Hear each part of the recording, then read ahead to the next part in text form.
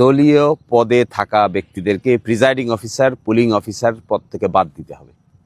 আমি আশা করব দিরাই এবং সাল্লায় যে তালিকা করেছেন এর মধ্যে একটা অভিযোগও যদি আসে যে দলীয় কোনো পদে আছেন, তাহলে তাদেরকে আজকেই বাদ দিবেন, ট্রেনিংয়ে ডাকবেন না।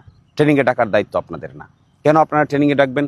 ডিএসবি, এনএসআই, যত গোয়েন্দা বাহিনীর রিপোর্ট আছে, একটা লোকও যদি দলীয় পদে থাকা এখানে আসে, তাহলে আপনারা তাড়াতাড়ি তালিকা করে তাদেরকে বাদ দিবেন এবং কোনো ধরনের কোনো সাবটারফিউজ, কোনো ছলচাতুরির আশ্রয় নেবেন না।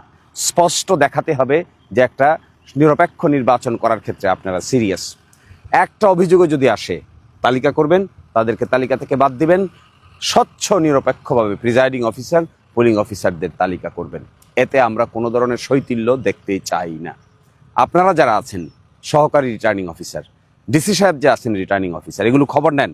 এগুলো খবর না নিয়ে শুধুমাত্র অফিসিয়াল মেকানিজম ব্যবহার করে কাউকে বোঝানোর চেষ্টা করবেন না। এগুলো বোঝার ক্ষমতা যথেষ্ট আমাদের আছে।